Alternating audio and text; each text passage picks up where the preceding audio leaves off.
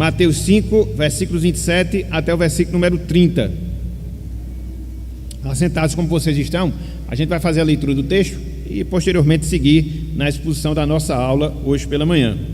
Evangelho de Mateus 5, 27 até o versículo número 30. Irmãos, irmãs, diz o seguinte a palavra do Senhor, atentemos bem. Cristo disse: ouvistes que foi dito, não adulterarás.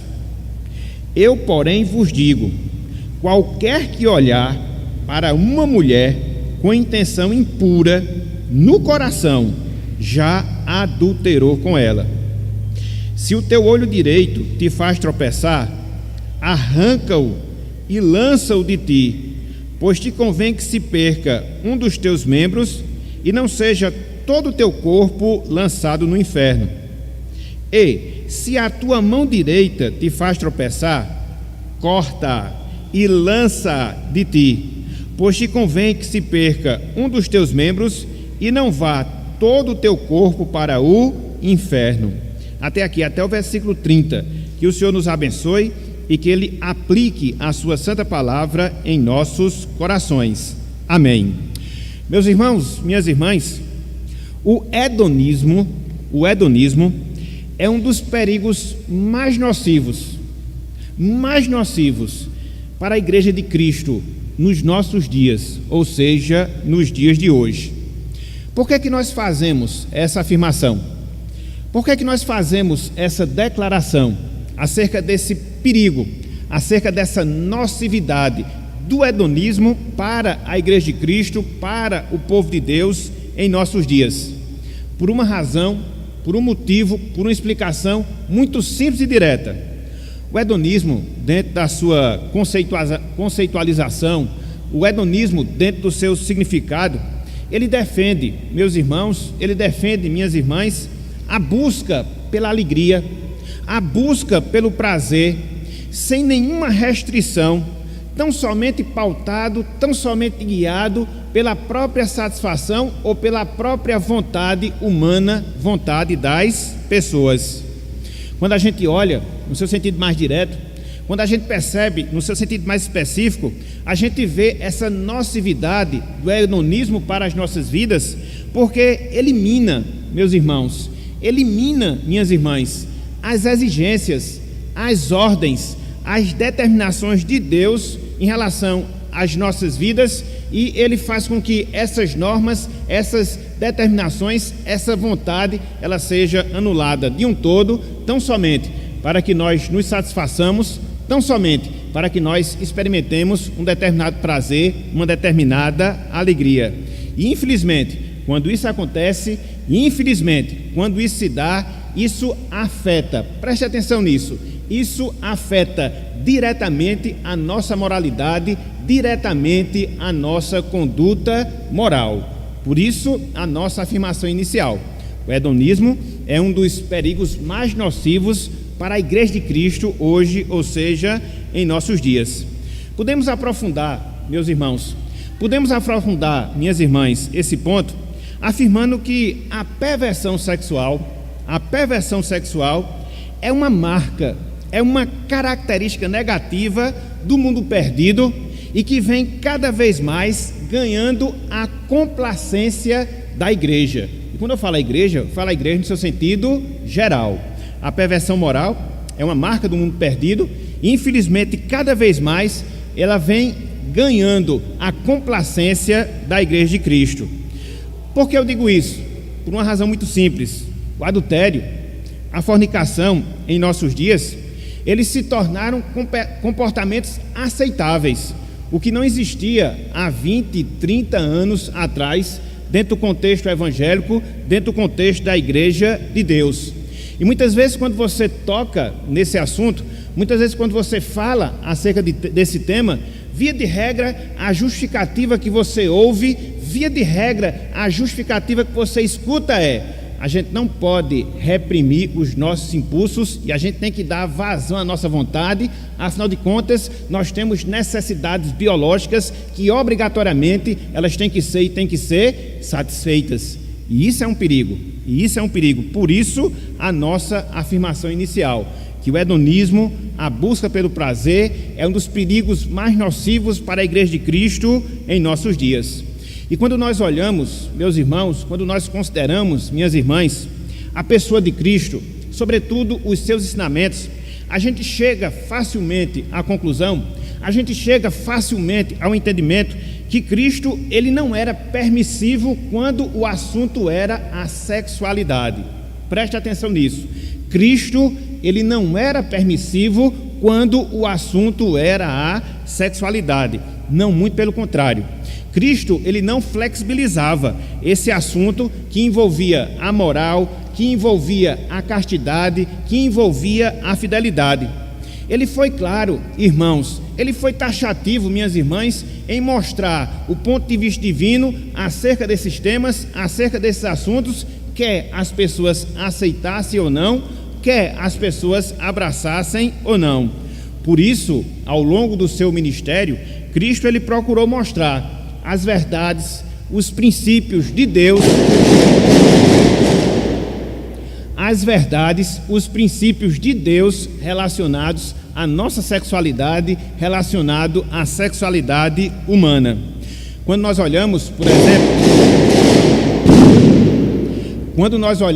exemplo, o Sermão do Monte, a gente percebe um exemplo desse fato, a gente percebe um exemplo dessa realidade, principalmente no trecho que vai do versículo 27, que nós lemos, até o versículo número 32, Cristo, ele vai abordar dois temas, Cristo, ele vai abordar dois aspectos que estão diretamente relacionados à nossa sexualidade.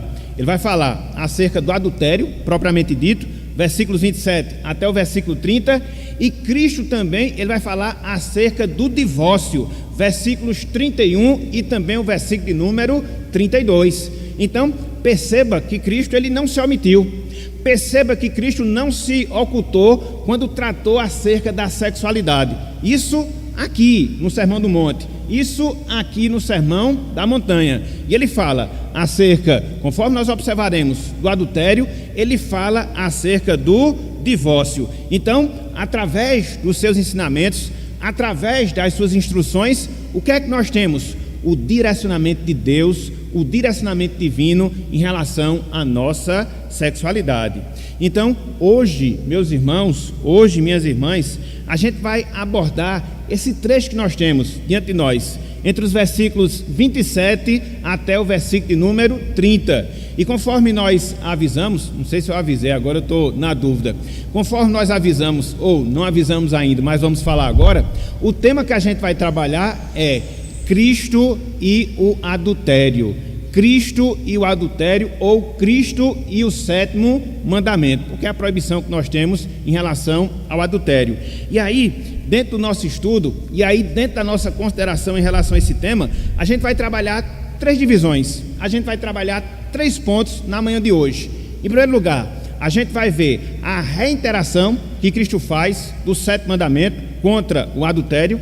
Depois, a gente vai considerar a interpretação que Cristo dá ao sétimo mandamento, a proibição contra o adultério, ou a proibição do adultério.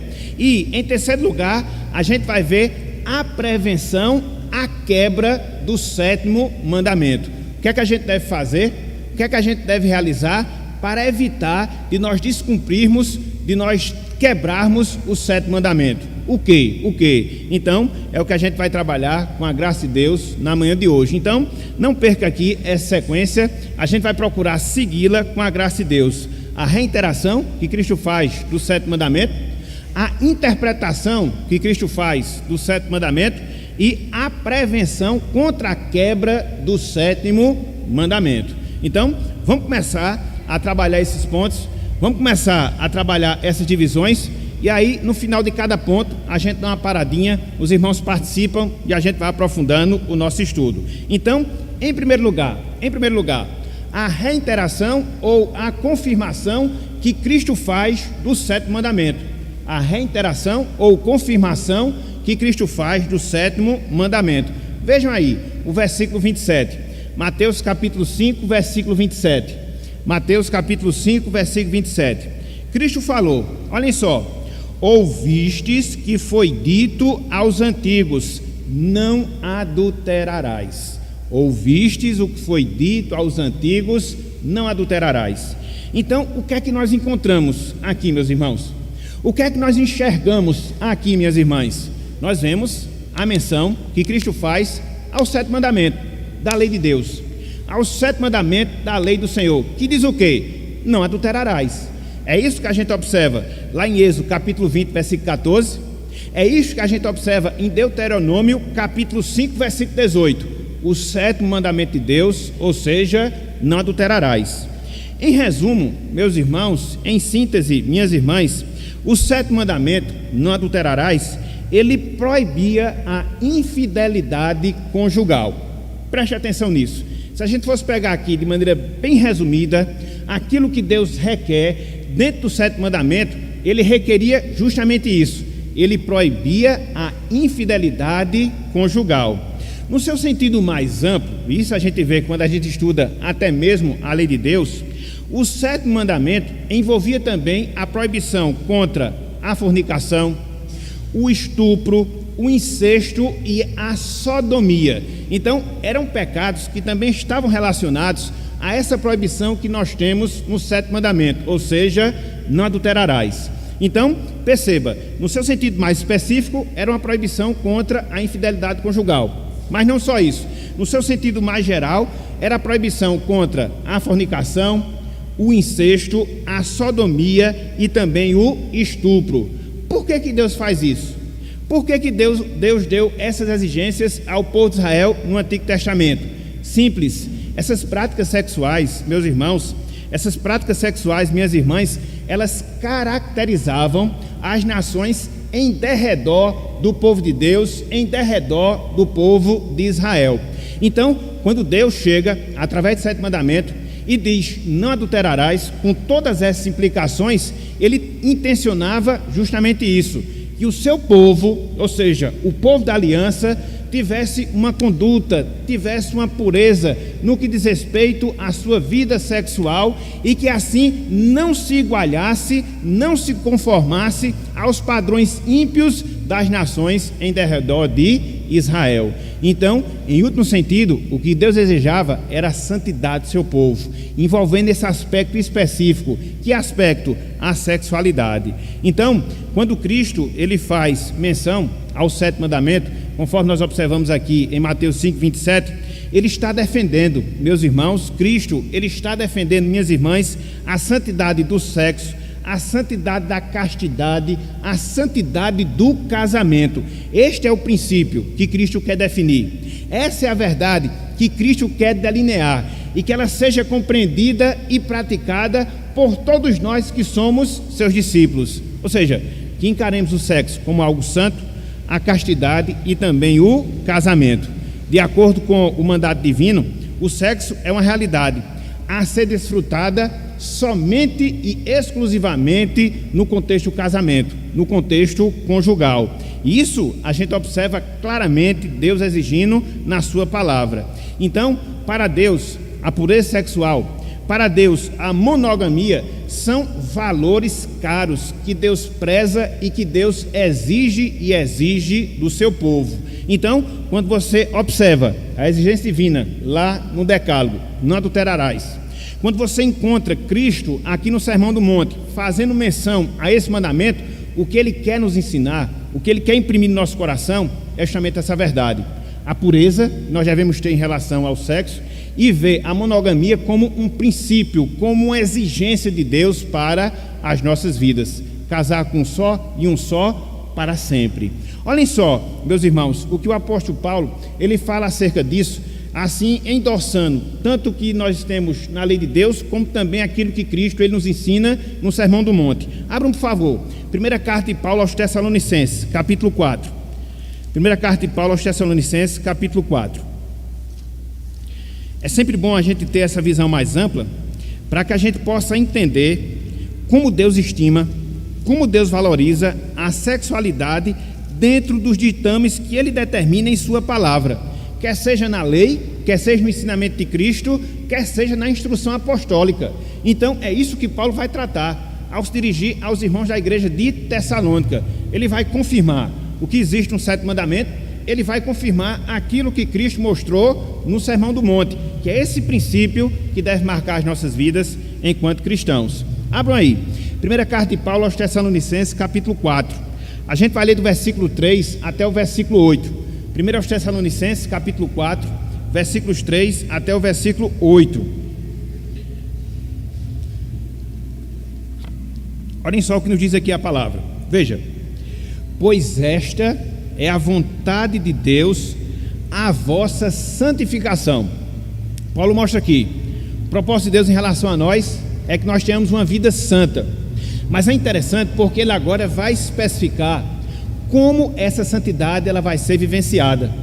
E em que aspecto Paulo ele vai aprofundar essa questão da santidade? Na sexualidade, na nossa conduta em relação a essa área.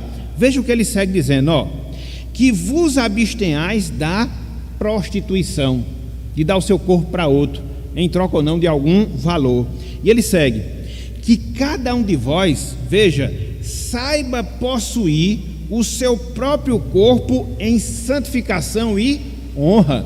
Então, aqui você não vê distinção entre a nossa alma e o nosso espírito. Ambos são santos, ambos são santificados. E Paulo dá essa instrução, que a gente deve usar o nosso corpo para quê? Para a santificação, para a honra, para a glorificação do nome do Senhor. Isso envolve o quê? Uma visão e uma conduta correta em relação à nossa sexualidade. E segue o texto, veja, não com o desejo de lasciva, desejo sexual desenfreado e também justo, como os gentios que não conhecem a Deus, e que, nesta matéria, ninguém ofenda nem defraude a seu irmão, porque o Senhor, contra todas estas coisas, como antes vos avisamos e testificamos claramente, é o vingador.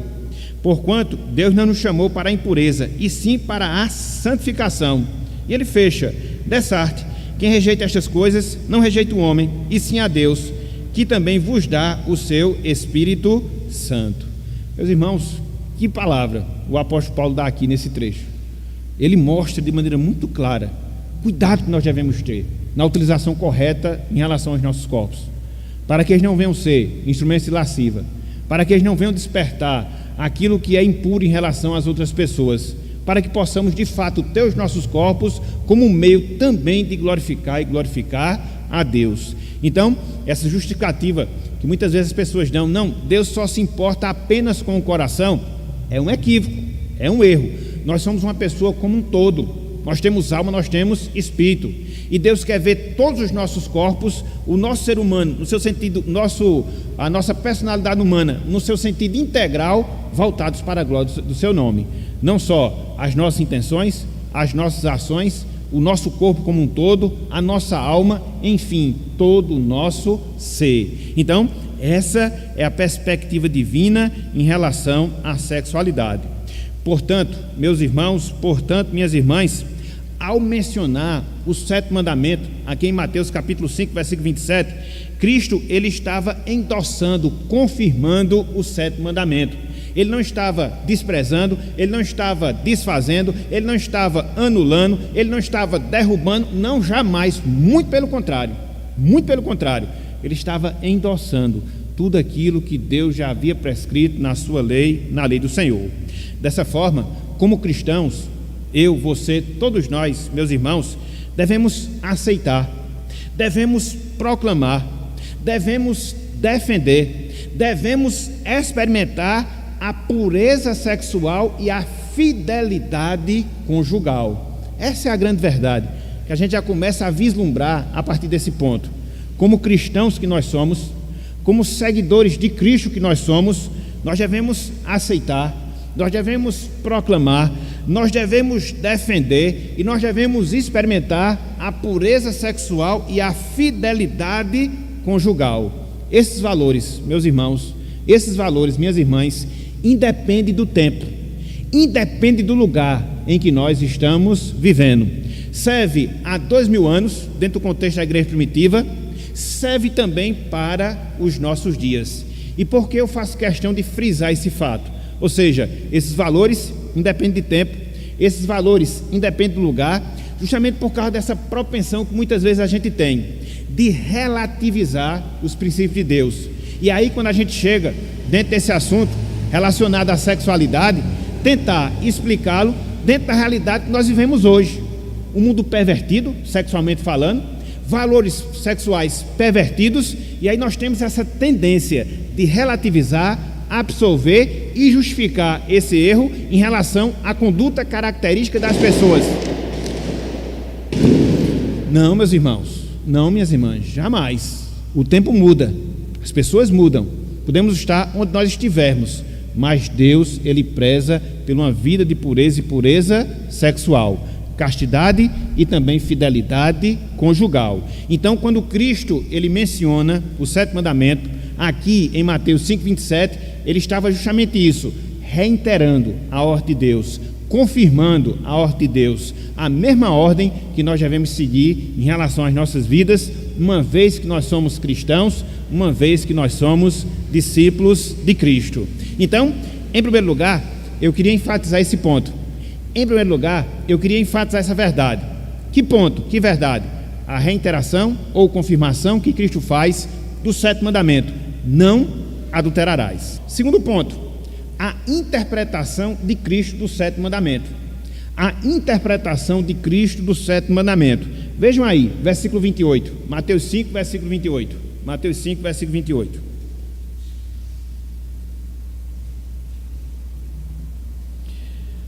Olha só o que Cristo disse aqui, ó. Mateus 5, 28. Eu, porém, vos digo: qualquer que olhar para uma mulher com intenção impura, no coração já adulterou com ela. Mateus 5, versículo 28. É interessante aqui, meus irmãos, porque há exemplo que aconteceu com o homicídio, e a gente viu isso na semana passada, que o homicídio em si não é apenas o ato de você chegar e tirar a vida de uma pessoa. Ele pode se dar através do seu desejo, ele pode se dar através de seus pensamentos. Cristo mostra que o adultério, ele segue esse mesmo princípio. Cristo mostra que o adultério, ela segue essa mesma realidade. Não é apenas o ato em si, não, mas envolve olhares, envolve intenções, envolve motivações. Tudo isso está englobado em relação ao adultério em si. Quando você olha com intenção impura, quando você tem intenções impuras, quando você pensa no sentido impuro, dentro da sua relação com Deus, já há o cometimento desse pecado, a quebra do 7º mandamento. Então, Cristo, ele segue a mesma linha de raciocínio que ele seguiu em relação ao 6º mandamento: não matarás. Na verdade, meus irmãos, na verdade, minhas irmãs, com essa interpretação que Cristo faz aqui em Mateus 5, 28, de certa forma, ele está referendando aquilo que na própria lei já havia sido determinado, na própria lei já havia sido ensinado. Veja, o 7º mandamento é o quê? Não adulterarás. Tudo bem, mas qual é o 10º mandamento? O 10º mandamento é o quê? Não cobiçarás. Então, a gente tem que entender o 7º mandamento à luz do 10º mandamento. Então, quando Cristo chega aqui em Mateus 5, 28 e mostra que o adultério, ele não é só consumado através do ato, mas se dá através da intenção, do pensamento, do olhar, de certa forma, isso já havia sido ensinado. De certa forma, isso já havia sido explicado. Aonde? No Antigo Testamento. Então, a gente tem que olhar o 7º mandamento à luz do 10º: não cobiçarás, não cobiçarás. Quando você cobiça, seja lá o que for, no caso específico, a mulher do outro, o homem do outro, você já está o quê? Cometendo adultério. Olha só o nível de aprofundamento que Cristo dá à lei. Na verdade, o esclarecimento que ele faz do que já havia sido dito antes, lá em Êxodo capítulo 20. É interessante porque, nos tempos de Cristo, os rabinos, eles se satisfaziam com que? Com o fato de não adulterar, no sentido de chegar às vias de fato. Eles diziam que estava obedecendo à lei, não adulterava, não consumava o ato, mas dentro dos olhares, no coração, no pensamento, nas intenções, estava tudo ali consumado, estava tudo ali ativo. Então, eles já eram adúlteros, no sentido específico em si da palavra. Então, o que Cristo ensina, meus irmãos, o que Cristo mostra, minhas irmãs, é que a quebra do 7º mandamento, não adulterarás, se dá, antes de tudo, por intenção e motivação. Você pode até chegar ao fato de consumar o ato, mas mesmo que você não venha consumar o ato, se você o fez com a intenção, se você fez com a motivação, você já adulterou. Eu queria chamar a atenção para essa expressão que você encontra aqui no versículo 28, intenção impura. Não é isso que Cristo fala? Versículo 28, ele diz, eu porém vos digo, qualquer que olhar para a mulher, e ele especifica, com intenção impura. Essa expressão aqui significa desejar ardentemente. Essa expressão aqui significa anelar, ansiar. É um desejo incontido que você tem de que o objeto do seu desejo participe com você daquilo que você deseja. O significado mais aprofundado, mais estrito. Então, não só é um mero desejo pelo mero desejo. É a intenção que você tem, a vontade que você tem. O objeto do seu desejo participe com você daquilo que você está desejando. Então, esse sentimento, ele é iniciado, esse sentimento, ele é acompanhado através de quê? Através dos nossos olhares. Por quê? Porque a gente olha para depois desejar. A gente olha para depois pensar. Então, foi por isso que Cristo disse e por isso que Cristo fez menção aqui ao olhar. Olhem só o que Cristo fala lá em Mateus capítulo 5, ou Mateus capítulo 6, versículos 22 e 23. Essa questão da participação dos nossos olhos no cometimento do pecado do sétimo mandamento, na quebra do sétimo mandamento. Olha só, Evangelho de Mateus capítulo 6, versículos 22 e 23. Veja aí, Mateus 6, 22 a 23. A participação do nosso olho, né, como ele é importante nesse processo. E é um cuidado que a gente deve ter, meus irmãos, principalmente hoje, onde tudo é visual, tudo visual, entendeu? Veja, versículo 22, capítulo 6. São os olhos a lâmpada do corpo. Se os teus olhos forem bons, veja, todo o teu corpo será o quê? Luminoso. Se, porém, os teus olhos forem maus, todo o teu corpo estará em trevas. Portanto, caso a luz que em ti haja sejam trevas, que grandes trevas serão. Então, meus irmãos, cuidado que a gente deve ter no olhar, para que ele não venha motivar o nosso coração, para que ele não venha estimular os nossos pensamentos, para que ele não venha fazer brotar os nossos desejos e no coração a gente adulterarmos com o nosso próximo.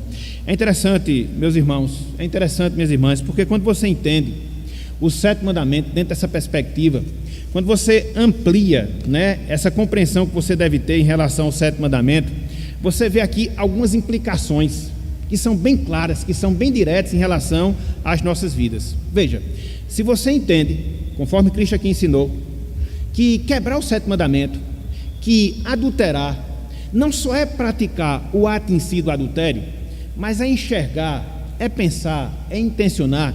Quando você compreende isso, essa interpretação mais aprofundada que Cristo deu em relação à lei do Senhor, você chega a duas implicações bem diretas, bem práticas em relação à sua vida. Primeira delas, meus irmãos, minhas irmãs, todos nós, indistinta e completamente, estamos sujeitos a cometer esse pecado.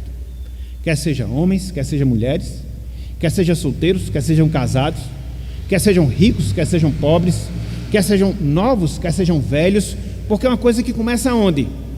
No seu pensamento. Às vezes você pode até se deparar com uma pessoa que, em virtude da sua idade, não tenha mais vigor sexual. Pode acontecer. E não possa ter uma vida sexual ativa. Pode acontecer. Mas isso não a impede de alimentar os seus desejos. Isso não a impede de alimentar os seus pensamentos. Independe. Independe de ser homem, independe de ser mulher. A mulher pode fazer isso em relação ao esposo de outro, em relação a um outro homem. O contrário também é verdade. Então veja, quando você entende essa explicação que Cristo dá acerca da quebra do sétimo mandamento, você vê que todos nós estamos sujeitos a quebrar o sétimo mandamento. Todos nós estamos sujeitos a, num determinado momento da nossa vida, a agirmos como adúlteros. Se chegarmos a consumar o fato, vai ser a consumação em si, mas mesmo assim, se nós olharmos, se nós intentarmos, se nós desejarmos, nós já estamos inseridos na quebra do sétimo mandamento. Já pensaram, meus irmãos, na seriedade do que Cristo fala aqui? Já pensaram, sobretudo nesse mundo sexualizado que a gente vive, pervertidamente sexualizado que a gente vive? Então, é a primeira implicação. A segunda implicação, quando você tem esse entendimento mais aprofundado do sétimo mandamento, ele envolve qualquer prática imoral sexual. Ele envolve qualquer prática imoral sexual. Pode ser o adultério propriamente dito, pode ser a fornicação, pode ser o incesto, pode ser o homossexualismo, qualquer tipo de perversão, qualquer tipo de pecado na área sexual, ele está envolvido nessa forma de nós entendermos a quebra do sétimo mandamento. Se você pensar, se você desejar, se você olhar, então você se insere em todas essas proibições. É algo que envolve a todos nós, é algo que se aplica a qualquer comportamento imoral que porventura nós venhamos ter. Por quê? Não se restringe à ação em si, mas envolve o nosso olhar, o nosso pensamento, a nossa motivação. Por isso, meus irmãos, por isso, minhas irmãs, seguindo nessa mesma linha de raciocínio de Cristo, em relação à compreensão que ele tinha do sétimo mandamento, o breve catecismo de Westminster, na sua pergunta 71, diz o seguinte: olha só, quanto à questão da exigência do sétimo mandamento, resumindo tudo que nós falamos até aqui, fala o seguinte, abro aspas: o sétimo mandamento exige a preservação da nossa castidade e da castidade do nosso próximo, no coração, nas palavras e na conduta. Então, é você preservar a sua castidade, é você procurar preservar a castidade do outro, como? Quer seja no coração, quer seja na palavra, quer seja na conduta, não apenas na conduta em si. Isso envolve aquilo que Célia perguntou em relação ao defraudar o irmão, que a gente encontra lá em 1 Tessalonicenses, capítulo 4, versículo 6. Então, a gente deve ter esse cuidado, não só em relação às nossas vidas, de sermos castos, de sermos fiéis, no sentido sexual, mas a gente tem que trabalhar, a gente tem que labutar, a gente tem que esforçar-se para que a gente possa preservar também a do nosso próximo. Daí o cuidado que a gente deve ter com palavras, com formas de vestir, com comportamentos, para que assim a gente não venha a ser pedra de tropeço para o nosso próximo também nessa área. Então, veja que o significado e as implicações do sétimo mandamento, eles alcançam contornos mais extensos do que uma limitação apenas do ato em si, naquilo que a gente pensa ser adultério. Então, em segundo lugar, essa foi a interpretação que Cristo deu acerca do sétimo mandamento: não adulterarás, não só no ato, nos olhares, nos pensamentos, nas motivações e nas intenções, englobando todos nós e qualquer tipo de perversão sexual que porventura venhamos a cometer. Terceiro ponto: prevenção à quebra do sétimo mandamento. Prevenção à quebra do sétimo mandamento. Voltem aí para Mateus capítulo 5, versículos 29 e 30. Meus irmãos, Cristo, ele é mestre por excelência. Ele fala as coisas certas, mostra como é que você deve fazer. Cristo, ele detalha tudo. Cristo, ele detalha tudo, entendeu? Ele vai falar um pouco disso aqui, ó. Foi por isso que eu disse a Lucas dele segurar um pouquinho, porque vai ser as implicações desse texto aqui. Viu, Lucas? Aí você fala lá na hora, certo? Mateus 5, 29 e 30. Algumas coisas aqui que são necessárias observar. Veja, todo mundo abriu? Todo mundo abriu? Diz o seguinte, ó: se o teu olho direito te faz tropeçar, arranca-o e lança-o de ti, pois te convém que se perca um dos teus membros e não seja todo o teu corpo lançado no inferno. Ei, se a tua mão direita te faz tropeçar, corta-a e lança-a de ti, pois te convém que se perca um dos teus membros e não vá todo o teu corpo para o inferno. O que é que a gente observa aqui, meus irmãos? Versículo 29, versículo 30. Cristo, ele nos dá aqui orientações de como a gente se previne para nós não quebrarmos o sétimo mandamento. Cristo nos dá orientação para nós nos prevenirmos quanto à quebra do sétimo mandamento. E é interessante porque, veja, dentro dessas orientações, Cristo, ele dá um tratamento radical. um tratamento radical, que envolve o quê? Aquilo que nos motiva e aquilo que nos faz consumar o pecado do adultério. Os nossos olhos e as nossas mãos. Aquilo que motiva os nossos olhos e aquilo que nos faz consumar o ato em si do adultério. Então ele envolve os dois aspectos, o que dá origem e o que finaliza todo o processo do adultério. Ao longo da história da igreja cristã, algumas pessoas interpretaram errada essa passagem que nós temos diante de nós, versículos 29 e também versículo número 30. E aqui eu chamo a atenção do exemplo de Orígenes. Orígenes é aquilo que a gente chama, ele foi um pai da igreja, ou seja, a geração pós a geração apostólica. Viveu ali no século III. E Orígenes, meus irmãos, com base nessa passagem, chegou a mutilar seu próprio corpo e ficar eunuco. Ele literalizou aqui essa passagem. Literalizou aqui essa passagem. É aquela questão que a gente deve ter, visão crítica. A gente olha para os pais da igreja, aquilo que foi bom, beleza. Aquilo que foi equivocado, foi errado. Pronto, acabou. Não tem o que defender. Acabou, entendeu? Então, a gente tem que ser honesto nas nossas argumentações. Então, Orígenes, por exemplo, ao ler essa passagem, ele literalizou a ordem de Cristo. E aí mutilou seu próprio corpo e ficou eunuco para o resto da vida. Então, somente no ano de 325, no concílio que a gente chama de Concílio de Niceia, ano 325 da era cristã, houve a condenação deste fato. Que fato? De você chegar a mutilar o seu próprio corpo, tensionando assim uma certa pureza, tensionando assim uma certa purificação. Então, o que é que a gente vê aqui então? Cristo ele defende que a gente deve mutilar os nossos corpos para que assim a gente possa cumprir a sua palavra? Não, não, não, não. Muito pelo contrário. Cristo ele defende sim que a gente mortifique o nosso corpo. Existe uma diferença entre você mutilar o seu corpo e você mortificar o seu corpo ou mortificar o seu pecado. E por que a gente fala isso? Por que a gente diz isso? Você pode chegar a arrancar um dos seus olhos, mas se você não trabalhar o seu coração, não se preocupe não, o outro vai fazer você pecar da mesma forma.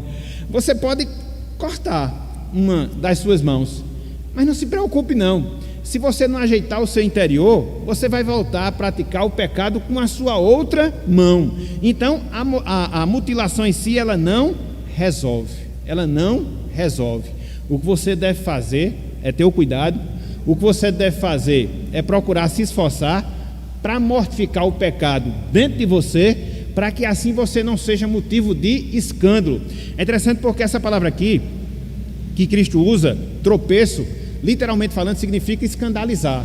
Então, se os nossos olhos, se as nossas condutas nos fazem escandalizar, o que é que a gente deve fazer? Mortificar o nosso corpo, mortificar o nosso pecado. Por quê? Porque é isso que nós aprendemos em todo o ensino da palavra do Senhor. Por exemplo, abram por favor aí, Gálatas capítulo 5. Gálatas capítulo 5.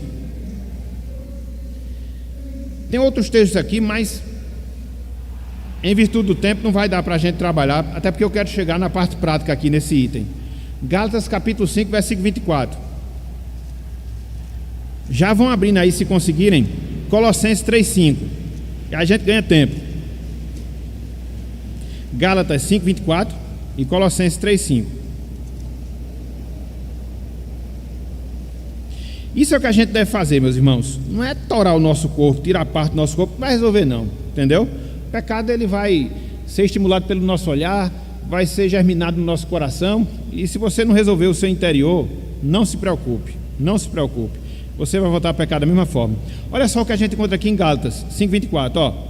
E os que são de Cristo Jesus, veja, crucificaram a carne com as suas paixões e concupiscências. Então a nossa obrigação é o quê? Crucificar a nossa carne, anular o nosso desejo pecaminoso, trabalhar em relação às nossas intenções, às nossas motivações. Mais adiante, Colossenses 3, versículo 5. Colossenses 3, versículo 5. O que é que Paulo fala aqui também nesse texto, dentro desse assunto que nós estamos trabalhando?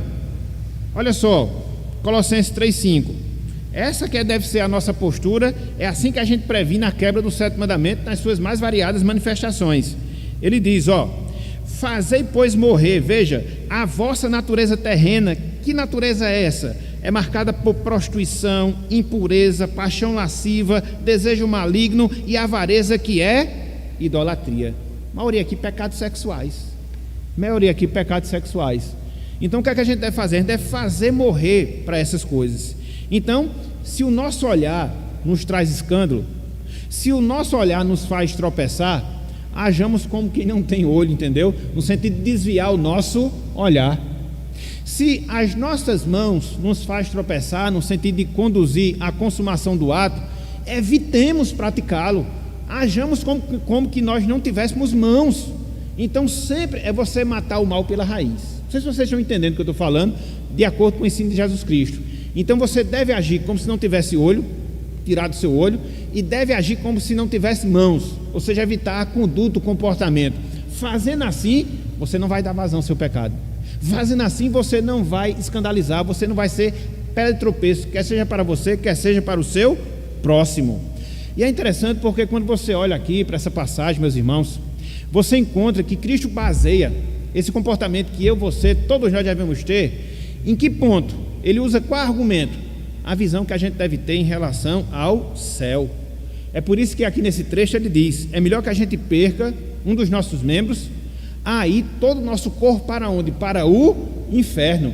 Então Cristo aqui, ele dá essa orientação: abra mão de satisfazer a sua carne, abra mão de fazer a sua vontade, abra mão de dar vazão aos seus desejos. Por quê? Para que você não venha perecer eternamente no inferno. Muito pelo contrário, abra mão dessas coisas para que você possa ter a vida eterna juntamente com Deus. Então aqui você encontra o quê? Escolhas que você tem que fazer. Você tem aqui um caminho cuja sua natureza humana sempre o conduz para ele, mas ele levará para onde? Para a morte, para o afastamento de Deus, o afastamento da comunhão com o Senhor. E aqui você tem um outro caminho, que exige de você que você se sacrifique em relação a esses desejos, mas ele lhe conduzirá à presença de Deus, à comunhão com o Senhor. E aí, meus irmãos, cada um de nós devemos fazer as nossas escolhas. Não adianta a gente relativizar. Cada um de nós devemos fazer as nossas escolhas vislumbrando que a eternidade é infinitamente melhor, é infinitamente mais valiosa do que qualquer prazer passageiro, qualquer prazer carnal, qualquer prazer terreno, porque eles passam. E fazer a vontade de Deus faz com que a gente viva eternamente. Olhem aí, por favor, o que João fala na sua carta. 1 João capítulo 2. 1 João capítulo 2. Vida cristã é escolha. Você tem que escolher. E aí você arca com as consequências da sua escolha. Não tem o que você estar com mimimi, entendeu? Escolha e pronto. Olha só, 1 João 2,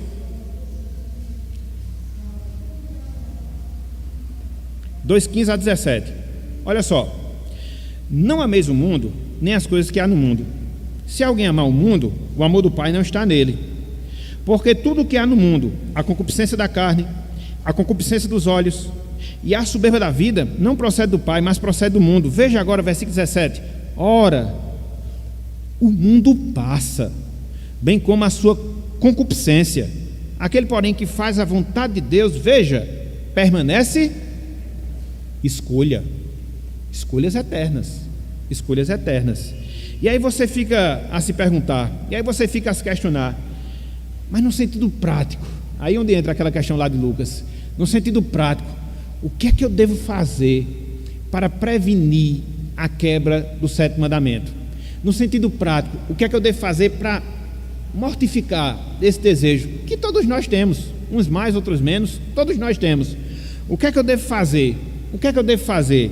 E aqui eu separei pelo menos 1, 2, 3, 4, 5 conselhos bem práticos para a gente poder aqui ver, fechando aqui a nossa aula na manhã de hoje. Em primeiro lugar, tenhamos cuidado com o que nós olhamos. Qual o texto aí, Lucas? Isso, Jó 31, abram aí, por favor. Tenhamos cuidado com o que nós olhamos. Ora, se você sabe que o seu coração ele é propenso à carnalidade, e se você sabe que ele vai ser estimulado pelo olhar, o que é que você vai fazer vendo? Eu tinha um tio meu tio avô, né? A gente chamava ele carinhosamente tio João. Ele sempre dizia uma frase que eu nunca esquecia, que eu nunca esqueço, melhor dizendo. Até mesmo antes de ser crente, ele já falava essa frase e eu guardava na minha mente. Ele dizia o seguinte: se você não quer beber, não tome o primeiro gole. É simples assim. Está vendo? Então, ó, Provérbios 31, olha só o que Jó fala aqui. Provérbios 31, olha só o que Jó fala aqui. Pense. Jó 31, olha só o que ele fala aqui, ó. Fiz aliança com o quê? Com os meus olhos, como pois os fixaria eu numa donzela.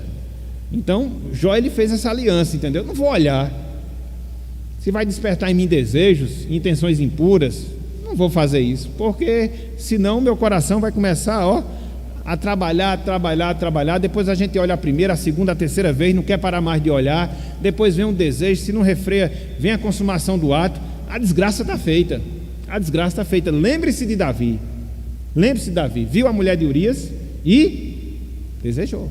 Ok? Primeiro conselho. Já eu dou uma oportunidade para você completar. Viu, Lucas? Esse texto. Segundo conselho: cultive pensamentos espirituais. Abram aí, Colossenses capítulo 3. A gente não viu que o adultério ele é desenvolvido no nosso pensamento? Então o que é que você faz? Substitua pensamentos carnais por pensamentos espirituais. Recite textos bíblicos, repasse o sermão do domingo, tente recordar de verdades bíblicas.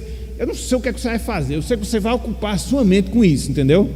Porque aí, se você vai ocupando a sua mente com isso, não vai dando vazão para você pensar aquilo que você não deve pensar, entendeu? Porque somos aquilo que nós pensamos. Então, olha só o que Paulo diz, Colossenses 3, de 1 a 3: portanto, se fostes ressuscitados juntamente com Cristo, buscai as coisas lá do alto, onde Cristo vive, assentado à direita de Deus. Veja, verso 2: pensai nas coisas lá do alto, não nas que são aqui da terra, porque morrestes e a vossa vida está oculta juntamente com Cristo em Deus. Então, pense nas coisas lá do alto. Em terceiro lugar, fuja das oportunidades que lhe levam a pecar.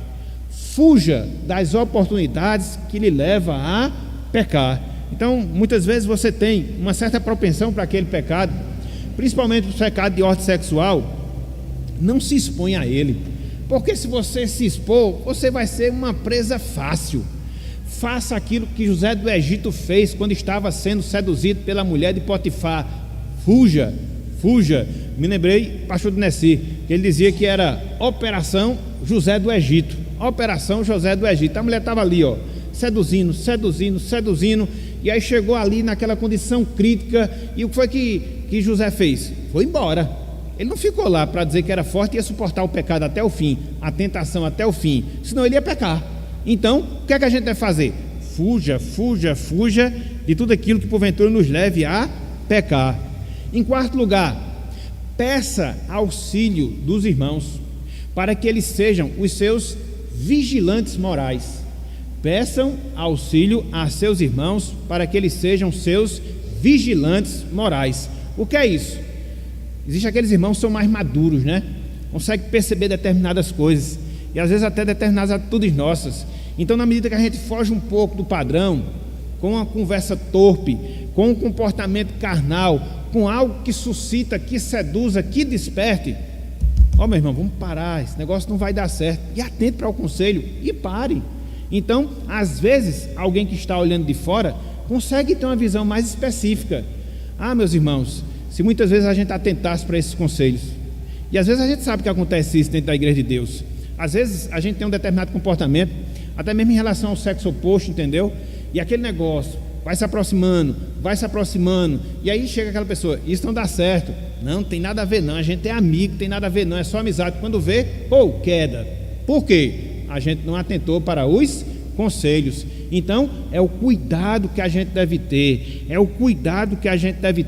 Para quê? Para que a gente não caia. Os piores pecados, eles são muitas vezes iniciados com atitudes bobas, que muitas vezes a gente abre mão ou não tem o devido cuidado. Vai aumentando, vai aumentando, vai aumentando. Quando a gente der fé, como diz o Matuto, a gente caiu, pecou, errou, e aí não tem mais como voltar. Então, tenhamos cuidado. Em quinto lugar, cuidemos para que a gente não venha a ser pedra de tropeço para o nosso irmão. A gente falou aqui em relação à questão das vestimentas. A gente falou aqui em relação a fotos que porventura estimulam a sensualidade. Tenhamos cuidado, meus irmãos, tenhamos cuidado, não só com você mesmo, mas também com o nosso próximo, entendeu? Uma palavra, às vezes uma palavra maliciosa que muitas vezes desperta ali uma sedução, uma foto, uma vestimenta, e como a gente falou, tanto serve para homem, como também serve para mulher. Por que eu vou estar expondo o meu corpo? Por que eu vou estar expondo o meu corpo? Não é o meu corpo? Não é templo do Espírito Santo? É porque eu quero ser mais atraente, atrativo. Olha, se você procurar ser atrativo por aquilo que você está quebrado, porque nem sempre o nosso corpo vai ficar assim por resto da vida. Então, se alguém tiver de se afeiçoar a nós por aquilo que é o nosso corpo, naquele dado momento da nossa vida, tenhamos cuidado, porque quando o corpo não tiver mais o vigor, quando ele não for bonito como é hoje, sobretudo por causa da juventude, o amor vai embora também.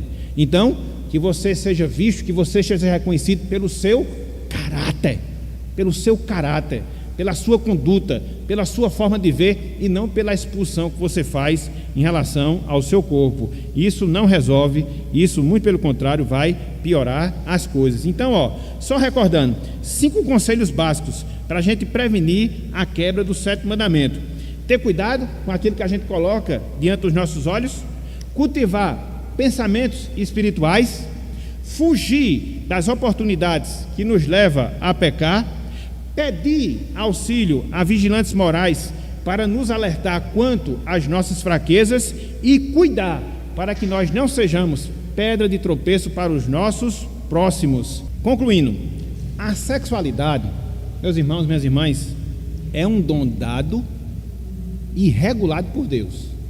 Não esqueça disso. A sexualidade é um dom dado e regulado por Deus. Nós não temos o direito de usar a nossa sexualidade para satisfazer os nossos desejos e as nossas vontades. Nós não temos esse direito. Por isso, Cristo, sendo mestre por excelência, nos deu orientações muito claras em como nós devemos preservar o nosso corpo casto, puro e santo para a glória de Deus. Então, se a nossa vida enquanto cristão deve ter como alvo, deve ter como objetivo a glória de Deus, e Paulo fala isso lá em 1 Coríntios 10:31: quer comais, quer bebais, ou façais outra coisa qualquer, fazei tudo para a glória de Deus. Glorificamos a Deus também, meus irmãos, através da nossa sexualidade. A gente não tem o direito de dividir, não, a minha vida espiritual e a minha vida sexual, como se fossem duas coisas distintas, onde eu levo padrões diferentes para conduzi-las. Não, muito pelo contrário. Se eu tenho como intento, se eu tenho como desejo glorificar a Deus, a minha sexualidade, seja como solteiro, seja como casado, ela tem que ter esse objetivo também, ou seja, glorificar a Deus. Olhem só, para fechar mesmo, que eu já estourei todos os tempos, o que Paulo fala em 1 Coríntios 6:20. 1 Coríntios 6:20. Eu vou encerrar com esse texto. Eu nem vou explicar, eu vou só citar mesmo para fechar aqui a nossa aula. 1 Coríntios 6:20. Só para a gente perceber, gente, que não tem como você dividir não, sabe? Minha vida espiritual, não. A minha vida sexual, ela está inserida dentro do meu propósito de glorificar a Deus. Olha só o que Paulo diz aqui, 1 Coríntios 6:20. Olha só. Ele diz: porque fostes comprados por preço. Todos nós fomos comprados pelo preço do sangue precioso de Jesus. Agora, pois, qual é a ordem que fica para nós? Glorificai a Deus no vosso corpo. Pronto, entendeu? Então a sexualidade nossa, ela tem que ter como objetivo a glória de Deus. Se fugir esse parâmetro, Se fugir esse objetivo, a gente está em falta naquilo que Deus requer e exige de cada um de nós. Ok, meus irmãos? Então, que Deus nos ajude, que Deus nos abençoe, que Ele nos conceda graça, sobretudo nesse mundo que a gente vive. Como eu tenho pena, não é só em relação a mim mesmo, mas em relação aos nossos jovens, aos nossos filhos, tantas coisas aí sendo expostas, carnais, pervertidas, pecaminosas. Como vai ser esse mundo daqui para frente? Daqui a 10 anos, daqui a 15 anos? Só Deus mesmo, para guardar os nossos filhos, para guardar os nossos netos, para que eles possam ter uma sexualidade pura, santa, que glorifica a Deus. Joelho no chão, meus irmãos, joelho no chão, minhas irmãs, por nós e por nossos filhos. Que Deus nos abençoe. Amém.